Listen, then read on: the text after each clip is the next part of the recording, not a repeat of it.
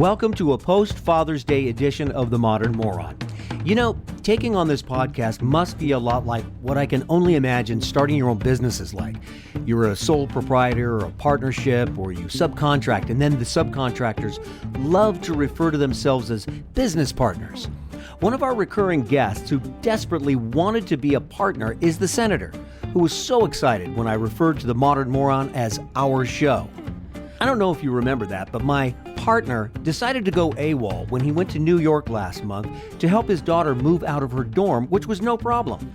We could have recorded the session from his hotel room or the dorm room at any point from his laptop. Instead, the bastard went dark. Radio silence other than to tell me his plans for going to have cocktails and his dinner reservations. After that, nothing. One of the great things about having your own podcast is that I get to have the final say as to what goes on to each episode. Yay. One of the not so great things is that I get the final say as to what goes on each episode.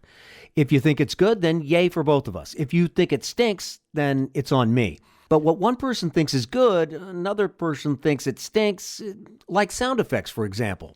Some people like them, some people don't. Certainly. Or the first 10 minutes of this episode. The Senator is back, and in the first 10 minutes, he makes a feeble attempt at an apology. He tries to hide behind his trip to New York to visit his daughter as an excuse for not taking 45 minutes to record from New York.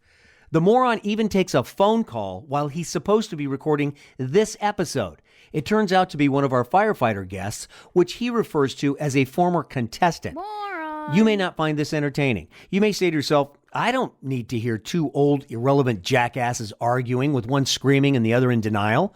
If I want that crap, I can watch The Real Housewives of whatever city, or Jerry Springer, or Face the Nation, or Meet the Press for that matter. So if you want to hear me curse and berate the Senator for being an irresponsible flake and not owning his commitments, then let it roll. However, if you'd rather hear what two morons have to say about Women's World Cup soccer and Title IX, which addresses sexual discrimination under educational programs and activities receiving federal financial assistance, if you'd rather hear a little about backpacking the Lake Tahoe Rim Trail in California, the Pacific Crest Trail, which stretches up the Sierra Nevadas from Mexico to Canada, and what the Japanese call forest bathing and what it can do for your soul and spirit. If you'd rather hear that than me scream at the Senator, forward in about 11 minutes and you should be good. Either way, thank you for listening to this celebrityless podcast. Ready, shoot, aim. Okay, you're up. Okay. So, hello, happy Father's Day. Thank you. Oh, thank you. Say hi. Hi. Hi, Sorry, I just came in to give my dad a Father's Day card. Oh, it's nice. Oh, it's sound like your mom. I bet you love hearing that. You can't hear him, can you? I can kind of hear him. Okay. Can you hear this? Your dad's in the doghouse. Can you hear that? Yeah, well, it's okay. He's been in there for years. Yeah. I love you. I'm not in the doghouse with Mom. No. I'm in the doghouse with Well, Uncle you're- Old Man. Your title of uncle has been removed, by the way. Well, it hasn't for me. Has it? For me, I'm talking to you. I told uncle has been removed. That title has been suspended. Oh, he isn't allowed to call you. No. Oh. I've been kicked out of the family. It's because you keep trying I'm like to convert Fredo. her. No, it's been suspended. It's because I spent time with you in New York. Instead, remember I was supposed to call you? Bull. Remember? Oh. See, he's mad. He Don't was hide helping me behind with- your daughter. Wait, Do not I didn't have to hide come in here. behind your daughter. Tell him what I was doing. Don't do it. Hey, I never told you don't go to New York. I never told you don't help your daughter. Don't hide behind her. I asked for 45 goddamn minutes of your time. I'm going to go have cocktails with Mike Quinn. Then I have dinner reservations. Then I'm going to go home and sleep in my hotel room. And tomorrow I hope to have time to talk to you. Fuck you. That's basically what you said to me. I apologize for my language. You know who I'm talking to. I'm serious, man. Dude, you're as good as done. Since you, I've had to do a show by myself. I've had two guests that are great and probably are just going to rotate in as co-hosts. So you're fucking replaceable. Okay. That's I Don't give me that fucking tone. Like, oh, if I'm overreacting to this whole thing, it's in equal proportions to the cavalier way that you treated this whole thing. Wow. Okay. I didn't realize that. Oh, bullshit. You're so full of shit. Whatever. This podcast takes work. Sorry. No, that does not sound remotely sincere. And by the way, the apology is not just to me. It's to the 2 or 4 kind people that actually, out of over 700,000 podcasts, take the time to listen to it. I would love it too, but they're not going to. Poor listeners, please write in. And you know what else they don't want to listen to? A couple of old men bicker. I'm not bickering. I said I was sorry. Yeah, not accepted. Oh, God. Completely insincere. Okay, how I'm really sorry. Look, how about this? Really sorry. How about this? I'm really sorry. What if I was a client? You work on commission. What if I was a client? Would you have just dropped the ball like that? I have before when it came to certain activities where I said I can't call you today because you did not communicate that. You went AWOL. You were off the radar that whole day. 2 days. Sorry. You had time to FaceTime me Saturday morning and say, "Look at me, I'm in my hotel bed." Sorry. But you didn't have 45 minutes to talk to me that day or the next day, to which nothing from you. No text, nothing. I'm sorry. I don't believe that. I don't believe that. Really show me, don't tell. I don't. I'm really sorry. How do I know that? We'll find out. I'm really sorry. Do you want me to cry? I can cry. I won't cry. No. You're incapable of sincerity. I'm sorry. I think maybe you're incapable of sincerity. Maybe I should get your wife on the phone. Oh. Have you ever had to sincerely apologize to her for something? Yes. Several things. How long have you been married? 20 plus years. 20 plus years, and several times you've had to apologize sincerely? With sincerity? Probably more than that, but the few that I remember in the last year or so, I had to do some big ones. Well, tell her I would like for her to be a guest and that we can talk about your shady maneuvers and how sincere your apologies are. I'm really sorry. I'm sorry to you. I'm sorry to our 4.5 listeners. What are you sorry for? I'm sorry for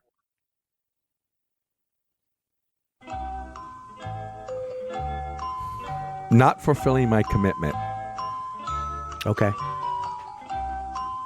And letting you down. I'll take that. All right. I'm really sorry for letting you down. Okay. Very big disappointment. Obviously, yes. But I feel sorry. I mean, I'm sorry, and This podcast takes a lot of work. Even for as few downloads as we have, it takes work. I realize that. Now, I don't think you do. Your actions don't indicate that. Your actions are contrary to your words. Do you see that? Okay. You kind of see that? Apparently so, yes. Okay. Yes, I didn't realize that, and I am sorry. I'm sorry. All right, we'll see what happens. Okay. It won't happen again. Sorry. We'll find out. Really we'll find out, right? No, we won't find out. Yeah, it won't happen again. I don't know that. I didn't think it would happen the first time, knowing you since high school. I hope it doesn't. Okay. See, already you've downshifted from it won't to I hope it doesn't. So we'll just have to find out. And won't we just have to find out? Yeah. Okay. Yes. You want to keep that tone going too?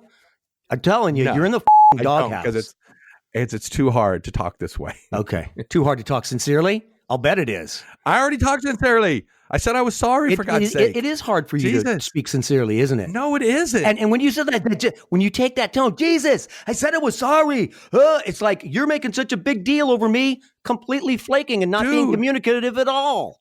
Dude. I'm not letting, as you can see, I am not letting you off the hook on this. Apparently not. Too much work goes into this. And our consultant knows. Okay. All right. Yes, he does. Turn your phone off. Oh, I didn't have it off. It's Jesus. Hold on. If you answer it, I swear to God. You silly dingbat. No, don't get mad at me. Jesus Christ, he answers it. Hold on. I'm mad at you. I'm on we're doing a recording. Say hi to He's in trouble. He's in trouble. Wait, I can't. Please. Are you serious? Are you like a guest every week? Oh, there he is. Jesus What's Christ. I can't hear you. Good. Are you a guest every week on that show? No, he's been I've been off suspended for a for month and a over a half. month. I've been suspended. Oh, that makes sense. I think you kind of like it. He doesn't need to be on ever again. How about that? Hey, happy Father's Day. Wait, hold on. Go ahead. Oh my God. Go ahead with the phone call while I'm paying. I can't- I'm literally paying money for the service to record this thing.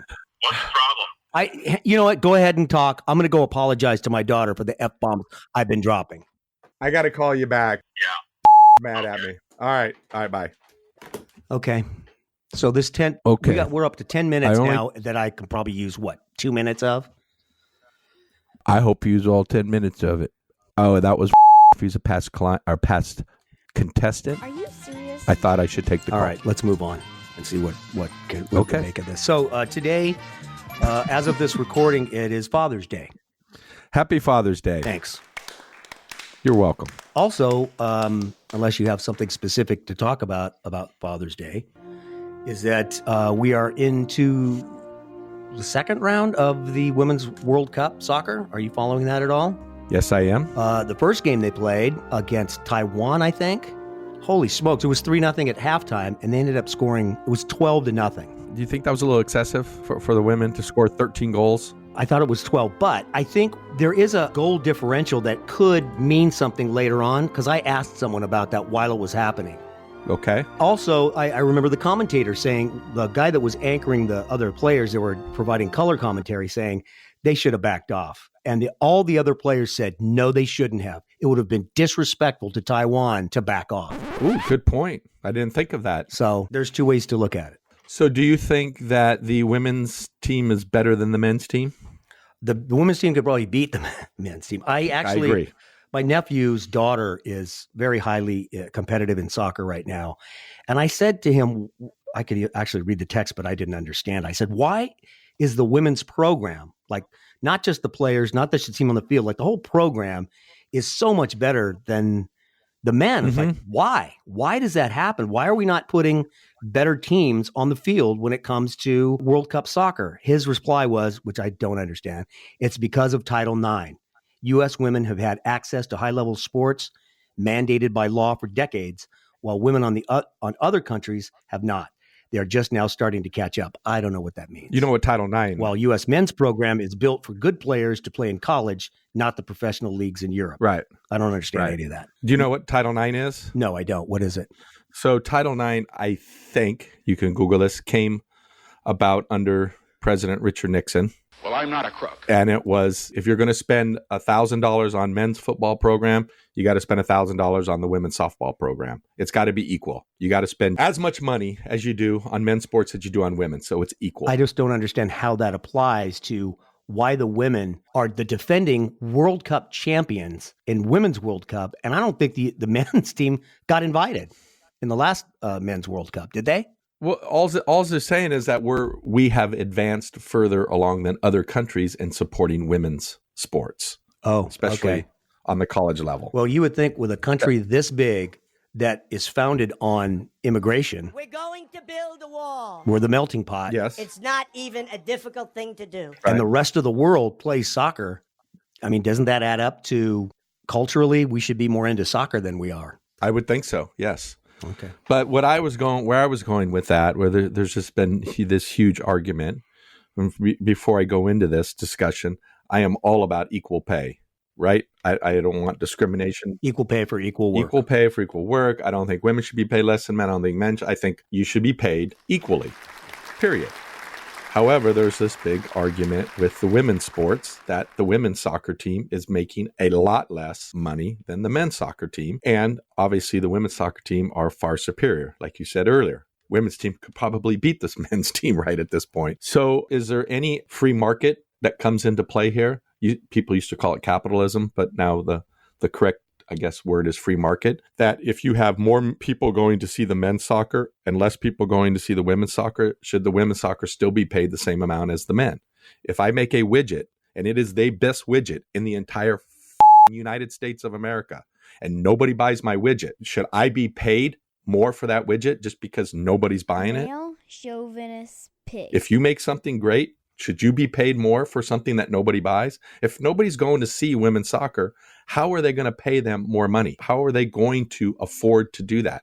Nobody's buying beer. Nobody's buying concession stand. Nobody's doing anything with the women's soccer like they do with the men's soccer. So I look at it as an economic scale. Okay. And Title IX says what? As it relates to what you're talking about. That's more collegiate level. Well, it's more collegiate level. Okay. Correct. All right. Yes. Well, then collegiate level, I agree with it. And I kind of agree with you on the... Absolutely. I agree with that. Yeah, it's supply and demand.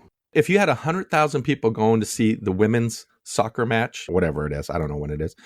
Yes, you can pay them more. But if you got 10,000 people there, you can't. It's just a matter of economics. It has nothing to do with we're not paying them more or they're paying. I mean, I'm trying to equate it to AAA. Okay. Are you going to pay AAA ball players $5, $10, $15 million a year? No. You're going to pay Major League Baseball players, right? So how is that discrimination against the men in the AAA versus the men in the major leagues? It's how it works. I don't understand how it can be any different. So you're saying when it comes to sports, women should be paid based on what the market will bear. What the market will bear. Yeah. Now I'm talking sports. If you're a CEO of company A and you got a CEO of company B and you're both really doing well and you're a man and a woman, of course you should be paid. Women should not be paid any less than men, period. In fact, women are smarter than men. They are. They should be ruling the world. They have all the power. They have all the power. They do. I would agree with that. They just don't know it yet, but they got it all. They're just trying to figure it out. I think they know it. They know it. And good for them. I'm happy for them. They know it. Do you have anything you want to... Whatever I can bring up, it will just tear off the Band-Aid. And I can't bring up stuff. My trip to New York, tear off the Band-Aid. Boom. Just scrape the scab. Ugh. Well, have you done nothing besides go to New York over a month ago? Oh my God. I've been doing so much. So much. I'm planning a very long, this is what has taken a lot of my time. I'm planning a very long through hike. We call that. Us backpackers call that. Oh, I heard about that. Yeah. What's it called? The Pacific Trail? No, the Tahoe Rim Trail. The Tahoe Rim Trail. Yes, up in the Sierra Nevadas. What's the one that goes all the way up the Sierra Nevadas? Well, that starts in Mexico and ends in Canada. That is the Pacific Crest Trail, also known as the PCT to us hikers. PCT. And you're going to do a leg of that, which is known as... We're going to be on part of that when we're going through Desolation Wilderness, but no, this is a completely different trail. Part of the trail is on the PCT, but for the most part, the trail is just a trail that rims the entire Lake Tahoe area. It's about 168 miles. And we're going clockwise. So we will be taking, I'm hoping 10 days, but we're budgeting 12 just in case. But I think we can do it in 10. And I'm preparing for that. That takes a lot of planning. It is a lot of planning. Yes, it's a lot of planning because we have to have a food drop and we have to have somebody that's going to drop off some stuff for us, halfway through when we get to about the 80-mile mark. And you got to prepare physically and got to have, you got to go light. I can't bring all my cool stuff that I usually go with when I go backpacking, like my espresso maker. And your what maker? Espresso. A what maker? Espresso. No, there's no X in espresso. It's espresso. Oh, how I've missed that. Have you? Espresso? You know what? So have I. Wait. I have too. Hold on.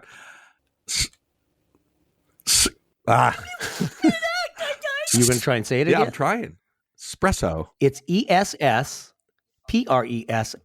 Not espresso. I believe. No, there's no X. Okay. Espresso. Oh, Jesus. Espresso. Espresso. ESPRESSO. Espresso machine. Not espresso. It's not a machine that expresses things. It presses coffee. Espresso. Okay. All right. That's what I've been planning for. Trying to backpack. Jesus. Okay. And you're going with my spiritual advisor. Yeah. I'm not happy about that. Yeah. What do you mean you're not happy about that? As long as he doesn't hold us back and I don't want him. Hold us back. Give me a break. He's in better physical condition than you are. Okay. We'll see about that. Isn't He's he? got a bad knee. He's got a really bad knee. He does. Oh, he does. And a Yes. bad back. Yes. Both. Yes. Well, I would encourage both of you it's not a race. No, absolutely not. And everybody knows that. There's 3 of us going. And all 3 of us have talked about it. All 3 of us understand that there may be times where, we do 18 miles in one day, and maybe there might be a day where we do 12 miles. Or maybe a day you take off, or just do 3 or 4 or 5 miles and just like... Yeah, it is not a race. The point is to be unplugged from everything. And to finish it. I really have a goal, obviously. I don't doubt that you guys will finish it, but it's not a race. You want to enjoy... Right. You know what the Japanese call it? They call it nature bathing. There was a news story recently about that. Nature bathing. Nature bathing. Yep, nature bathing. It was in the news recently. Shinrin Yoku, forest medicine. Shinrin Yoku, the benefits of forest bathing. The source of this is Time Magazine. Mm-hmm. In Japan, we practice something called forest bathing, or Shinrin Yoku. Shinrin in Japanese means forest, and Yoku means bath. So Shinrin Yoku means bathing in the forest atmosphere, or taking in the forest through our senses. This is not exercise or hiking or jogging. It is simply being in nature, connecting through it, through our senses of sight, hearing, taste, smell, and touch. It is like a bridge. By opening our senses, it bridges the gap between us and the natural world. I like all of that. That's why we're doing it. That's why you're going. Yeah. That's why you're doing it. You're not doing it just to get up there and go as fast as you can. You want to enjoy it. Enjoy your time away from technology and me. Although Yes. you've had over a month of that. I'll be absent that weekend. Just put that down on the calendar. Hey, if there's one thing I've learned, I got people booked. Okay, good. Because I'm going to be forest bathing. Great. You do that. Take a bar of soap. Just out of curiosity, and I think I know the answer to this already, have you listened to one episode since then? No. Since the incident? Not one. I'm not. A surprise. Not Your voice one. ain't on it. You ain't listening. Not one. Good for you. Good for you. So there. You should go back and listen to the episode where I said I mentioned this being our podcast and how excited you were that I said that. Because this is our show, right? It is. I am so proud of you. You said our show. I'm coming along. I love you. I love you too. I love you. Okay. Farforama. Let's kiss. You remember that? I played that. You sent it to me and I played it. Yeah. Mm-hmm. Yeah. Mm-hmm. Yeah. I was very excited about that. At that time. And I still am. No, I think you're full of shit again. Okay. Unless you want to have another Tearing off the scab. Yep. Whip. You know, I keep asking you which one of us is a bigger moron, and I think it's really become a redundant question. We clearly take turns. Okay, we'll conclude this conversation next week, assuming the senator doesn't cancel any meetings with his probation officer. Thank you for listening, and we'll see you next time on The Modern Moron.